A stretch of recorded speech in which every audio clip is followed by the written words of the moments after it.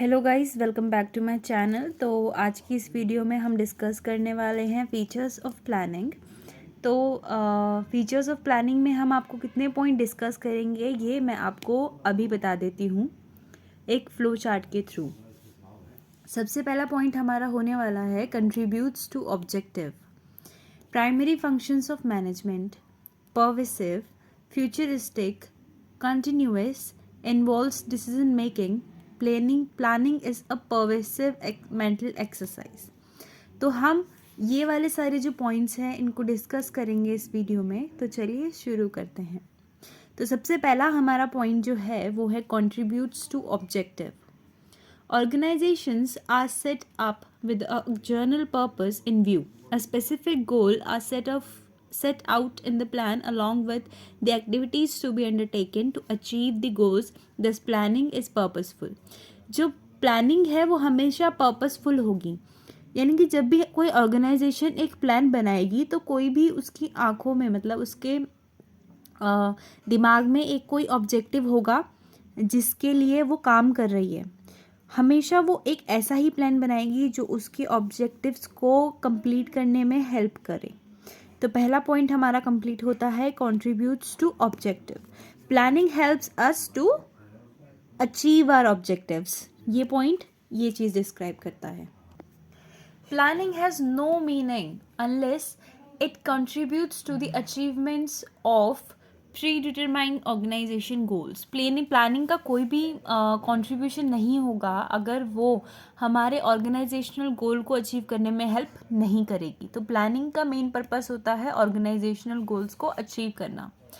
Second part है हमारा primary function. It lays down the base of other functions of management. All other managerial functions are performed within the framework of plans drawn. Thus, planning precedes other function. जो planning है वो हमारा primary function है, यानी कि सबसे पहले हमारे पूरे प्रोसेस में प्लानिंग का ही फंक्शन परफॉर्म करा जाता है। प्लानिंग हमको एक बेस देता है बाकी फंक्शंस को परफॉर्म करने के लिए। This is also referred to as primary function of planning. The various functions of management are interrelated and equally important. Planning provides the basis for other functions. जो प्लानिंग है वो बहुत ज़्यादा इम्पॉर्टेंट है, लेकिन ऐसा नहीं है कि प्लानिंग के इम्पॉर्टेंट होने से बाकी सारे फंक्शंस अनइम्पॉर्टेंट हो जाते हैं। जितना प्लानिंग इम्पॉर्टेंट है उतना ही बाकी सारे फंक्शंस भी इम्पॉर्टेंट है। प्लानिंग को प्राइमरी फंक्शन ऑफ मैनेजमेंट कहा जाता है, यानी कि एक ऐसा फंक्शन है जो सबसे पहले सबसे प्राइमरी स्टार्टिंग में करा जाता है। Pervasive planning is required at all levels of management as well as in all departments of the organisation. जो प्लानिंग है वो सारे लेवल्स में ज़रूरी होता है, यानी कि जब भी हम ऑर्गेनाइजेशनल में किसी भी लेवल पे रीच करते हैं वहाँ पे प्लानिंग बहुत ज़्यादा ज़रूरी है। किसी भी डिपार्टमेंट में हो, चाहे वो टॉप लेवल मैनेजमेंट हो, चाहे मिडिल हो, या चाहे बिल्कुल डाउन लेवल मैनेजमेंट हो, हर जगह पर प्लानिंग का यूज़ होता है। It is not an exclusive function of top management nor of any particular department. ये किसी पर्टिकुलर डिपार्टमेंट का फंक्शन नहीं है कि सिर्फ टॉप मैनेजमेंट करेगा या मिडिल मैनेजमेंट करेगा या लोअर मैनेजमेंट करेगा। इसको सारे डिपार्टमेंट्स करेंगे अपने अपने अलग तरीके से। But the scope of planning differs at different level and among different departments. Planning होगी सब जगह, लेकिन उसका स्कोप हर एक डिपार्टमेंट में हर एक लेवल में अलग अलग तरीके का होगा। मतलब अगर टॉप लेवल मैनेजमेंट प्लानिंग कर रहा है तो उसका ऑब्जेक्टिव कुछ और हो सकता है, मिडिल का अलग हो सकता है और लोअर का अलग हो सकता है। Our next point is continuous. Plans are prepared for a specific period of time, maybe for a month, a quarter or a year. जो प्लान्स होते हैं वो एक पर्टिकुलर स्पेसिफिक टाइम पीरियड के लिए बनाए जाते हैं, या तो वो किसी मंथ के लिए बनाए जाएं, क्वार्टर के लिए, या ईयरली बेसिस पे। At the end of that period there is need for a new plan to be drawn on the basis of new requirements and future conditions. जब वो पीरियड स्पेसिफाइड पीरियड ख़त्म हो जाता है उसके बाद हम नई रिक्वायरमेंट्स के लिए नया प्लान फॉर्म करते हैं। Hence planning is a continuous process. तो प्लानिंग एक कंटिन्यूस प्रोसेस हुआ। जैसे मेरा बिजनेस है क्लोथ्स का, तो अगर मार्केट में गर्मी के क्लोथ्स अभी चल रहे हैं तो मैं गर्मी के ही क्लोथ प्रोड्यूस करूँगी, गर्मियों में सर्दियों के क्लोथ्स प्रोड्यूस कर कर मैं अपने लॉस को बढ़ावा दे सकती हूँ। इसीलिए जैसे जैसे रिक्वायरमेंट्स बदलती जाएंगी मेरे प्लानिंग करने का तरीका भी बदलता जाएगा। Continuity of planning is related with planning cycle. It means that a plan is framed, it is implemented and is followed by another plan and so on. तो जो प्लान है वो हमेशा फ्रेम करा जाएगा, इम्प्लीमेंट करा जाएगा और उस प्लान के पीछे पीछे और भी कई सारे प्लान्स हमको फॉलो करेंगे। Next point is futuristic. Planning essentially involves looking ahead and preparing for the future. The purpose of planning is to meet future events effectively to the best advantage of an organization. जो plan है वो future में यानी कि आगे के लिए हम जब अपना देखते हैं यानी कि मैं आगे क्या करूँगी, जब हम ये सोचते हैं उस टाइम पे हम प्लान्स बनाते हैं। तो प्लान्स जो है वो फ्यूचरिस्टिक होते हैं यानी कि हमको फ्यूचर के लिए एक स्नीक पीक देते हैं कि आगे हमको क्या काम कैसे करना है ताकि वो काम इफ़ेक्टिवली हो पाए। It implies peeping into the future, analyzing it and predicting it. मैंने अभी आपको कहा कि ये इम्प्लाई करता है कि हम फ्यूचर में पीप करें यानी कि फ्यूचर में जाके देखें कि हम ये काम किस तरीके से करें ताकि ये काम बहुत ही ज़्यादा अच्छे से करा जाए और कोई मुसीबत अगर आने वाली है फ्यूचर में तो उसको पहले ही प्रिडिक्ट कर दिया जाए। Planning is therefore regarded as a forward-looking function based on forecasting. तो प्लानिंग एक ऐसा फंक्शन है जो आगे की देखता है, फोरकास्टिंग पे बेस्ड है यानी कि हम फोरकास्ट कर लेते हैं कि आगे क्या प्रॉब्लम्स आने वाली हैं और अगर ये प्रॉब्लम्स आती हैं तो हम इनको कैसे फेस करेंगे। Through forecasting future events and conditions are anticipated and plans are drawn accordingly. Forecasting के थ्रू हम फ्यूचर इवेंट्स को आइडेंटिफाई करते हैं कि आने वाले टाइम पे ये काम होगा और उस काम से कैसे डील करा जाएगा।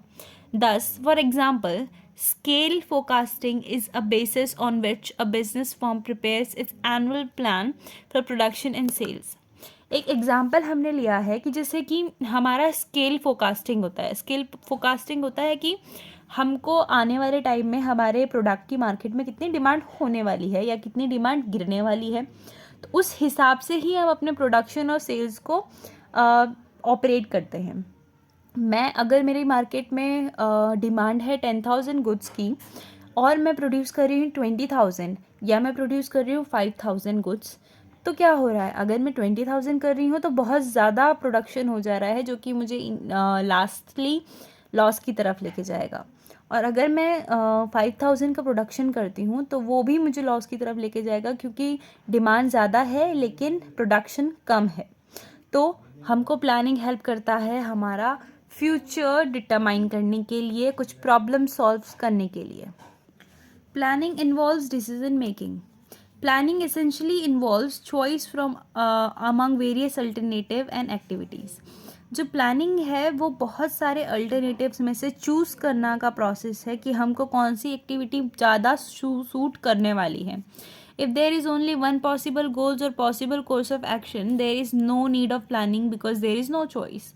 अगर हमारे पास चॉइस ही नहीं होगी तो हमको प्लानिंग की भी ज़रूरत नहीं होगी क्योंकि हमारे पास एक ही गोल है, एक ही चीज़ है जो मुझे लेनी है, तो मुझे उसमें कुछ डिसीजन मेकिंग की ज़रूरत है ही नहीं। The need for planning arises only when alternatives are available. In actual practices, planning the existence of the alternative. तो क्या होता है कि जो प्लानिंग है वो हमको क्यों करनी पड़ती है, क्योंकि मार्केट में हमारे एक प्रोडक्ट के बहुत सारे अल्टरनेटिव्स अवेलेबल हैं। उन अल्टरनेटिव्स में से मुझे बेस्ट अल्टरनेटिव चूज़ करना है जिसको हेल्प करेगा हमारा प्लानिंग। प्लानिंग दस involves through tough examination and evolution of each alternative and choosing the most appropriate one. तो प्लानिंग क्या इन्वॉल्व करता है कि हमको सारे अल्टरनेटिव्स का वो करना है, एग्जामिनेशन करना है और उसके बाद जो बेस्ट अल्टरनेटिव हमको सूट करेगा उसको हमको सिलेक्ट करना है आगे काम करने के लिए। Mental exercise. Planning requires application of the mind involving foresight, intelligent imagination and sound judgement. जो प्लानिंग है वो हमेशा ही अपने माइंड को यूज़ करके करी जानी चाहिए। जो जजमेंट्स होनी चाहिए वो एकदम फाइन जजमेंट होने चाहिए, बहुत ज़्यादा दिमाग लगाकर और अच्छे से समझे बूझे वाले डिसीजंस होने चाहिए, क्योंकि अगर एक डिसीजन में कहीं पे भी गलती हुई तो पूरा ऑर्गेनाइजेशन सफ़र कर सकता है। इसीलिए हमारा प्लानिंग एक मेंटल एक्सरसाइज कहा जाता है। It is basically an intellectual activity of thinking rather than doing, because planning determines the action to be taken. अब जो प्लानिंग है वो एक इंटेलेक्चुअल एक्टिविटी है जिसमें हम काम करने से ज़्यादा काम को कैसा करा जाए ये चीज़ डिसाइड करते हैं. However, planning requires logical and systematic thinking rather than guesswork and wishful things.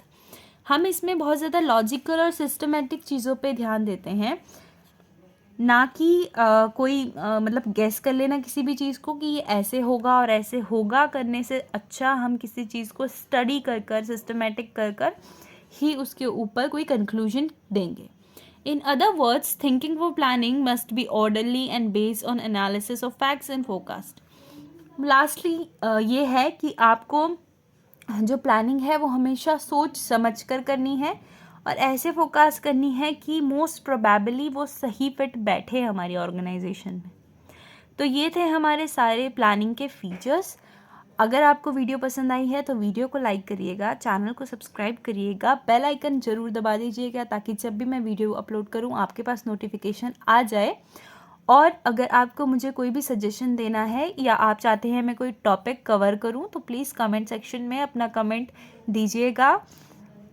आपको मिलूंगी अगली वीडियो में, तब तक के लिए पढ़ते रहिए.